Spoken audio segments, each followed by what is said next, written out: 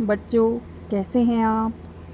आशा है आप सब स्वस्थ ही होंगे और आप अपना कार्य भी सभी ध्यानपूर्वक कर रहे होंगे। चलिए, आज मैं आपको मिठाई वाला पाठ पढ़ाऊंगी, जो कि पाठ 5 है और यह है आपकी पाठ्य पुस्तक वसंत के भाग 2 से लिया गया है और इसके लेखक भगवती प्रसाद वाजपेयी जी हैं।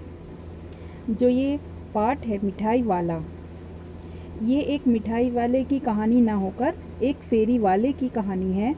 जैसे कि आपके गांव में भी फेरी वाले आते होंगे, जो कभी कुछ बेचते हैं, कभी कुछ, जैसे कि कभी खिलौने लेकर आते हैं, कभी फल लेकर आते हैं, कभी मुरली या फिर कुछ मिठाई वगैरह कुछ भी लेकर आते हैं। उसी तरह यह पाठ भी एक फेरी वाले की कहानी बताता है।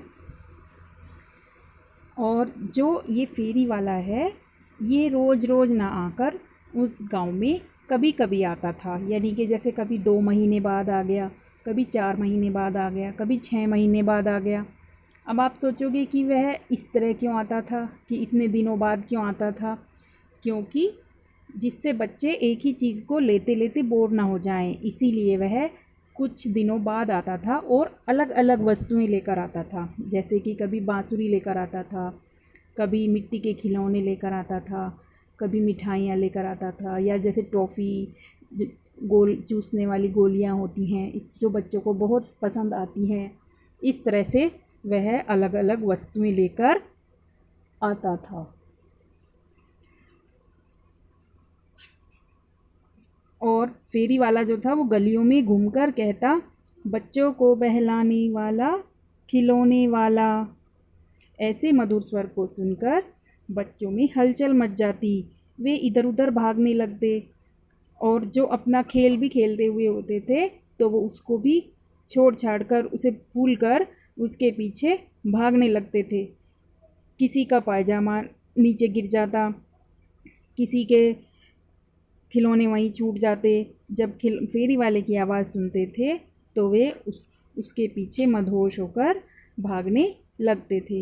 और जो खिलौने वाला था वो भी अपनी पेटी खोलकर उनको दिखाने लगता था और बच्चे उसकी उसके जो खिलौने दिखाता था उसके दाम पूछने लगते थे अलग अलग से कि ये। और जब बच्चे उसके पीछे भागने लगते थे उछल उछल कर, तब वह खिलौना वाला गाता हुआ उसी तरह से आगे बढ़ जाता।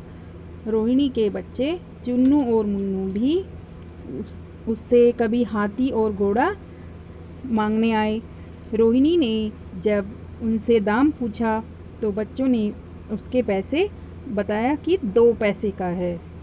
तब रोहिणी मन ही मन में आश्चर्यचकित हो गई और उसे हैरानी हुई कि खिलौने वाले ने इतने सस्ते खिलौने कैसे दे दिए। लेकिन उसने सोचा कि आम तौर पर कि जैसे खिलौने वाला अपने वस्तु बेचने के लिए कम रेट में दे देता है, तो उसने भी ऐसा ही सोचा कि उसने भी अपने खिलौने बेचने के लिए कम पैसों में दे दिए होंगे। और यह सोचकर फिर वह अपने काम में लग गई। करीब 6 महीने बाद फिर वही फेरी वाला आया और इस बार वह मुरलियाँ बेचने आया था। वह मुरली बजाकर, गाना सुनाकर मुरलियाँ बेचा करता था। वह लगभग 30-32 साल का एक दुबला पतला बीकानेरी साफा बांधने वाला युवक था। रोहिणी ने अपने बच्चों के लिए मुरलियाँ खरीदने के लिए उसे बुलवाया। बच्चों ने उसे घेरकर अपनी तोतली जुबान में मुरलियाँ लेने की बात कही। बच्चों के साथ एक सहृदयता वाले मुरली को बातचीत करते देख विजय बाबू ने उससे एक मुरली का दाम पूछा। मुरली वाले ने कहा, दाम तो 2-3 पैसे हैं, पर आपको 2 पैसे में ही दे दूंगा। यह सुन विजय बाबू ने उससे जब अपने ऊपर एहसान लादने की बात कही तो उसने कहा कि 1000 मुरलियाँ बनवाई थी मैंने, तब यह भाव पड़ी हैं। आपको 2 पैसे में कहीं भी ऐसी मुरली नहीं मिलेगी। विजय बाबू ने अपेक्षा भाव से 2 मुरलियाँ खरीद ली। उसने दूसरे बच्चों को भी मुरलियाँ दी और ऐसे ही गाता हुआ आगे बढ़ गया, मुरली बजाता हुआ आगे बढ़ गया। बच्चों के प्रति मुरली वाले का इतना अच्छा व्यवहार देख और सस्ता सामान बेचने पर सभी को आश्चर्य हो रहा था। उन्हें मुरली वाले से सहानुभूति हो आई थी।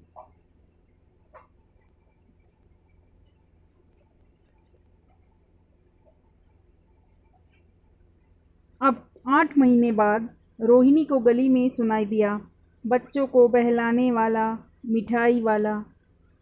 यह रोहिणी को जाना पहचाना स्वर लग रहा था। उसने बच्चों को दादी से बुलवाया। वह रंग बिरंगी खट्टी मीठी जायकेदार चूसने वाली गोलियां बेच रहा था। दादी के पूछने पर उसने बताया कि वह 1 पैसे की 16 गोलियां देता है।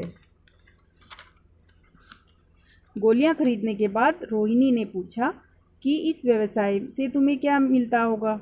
मिठाई वाले ने बताया कि उसे कभी खाने भर के लिए मिलता है और नहीं भी, पर उसे संतोष, प्यार, अपनत्व और असीम सुख अवश्य मिलता है। रोहिणी ने आग्रहपूर्वक पूछा, सो कैसे? मिठाई वाले ने गंभीरतापूर्वक बताया कि वह अपने नगर का एक जाना माना आदमी था। घर में सारी सुख सुविधाएं थी, पत्नी और 2 छोटे बच्चे थे, पर समय की गति अब कोई नहीं है। उसके बच्चे नहीं रहे थे और न ही उसकी पत्नी। वो किसी दुर्घटना का शिकार हो गए थे। तो इस प्रकार वो अपनी कहानी बताने लगता है। वो कह रहा था कि मैं अपने उन्हीं बच्चों की खोज में निकला हूँ। इन बच्चों में मुझे अपने बच्चों की झलक मिलती है। ऐसा लगता है वे बच्चे भी इन्हीं के बीच उछल कूद रहे हैं।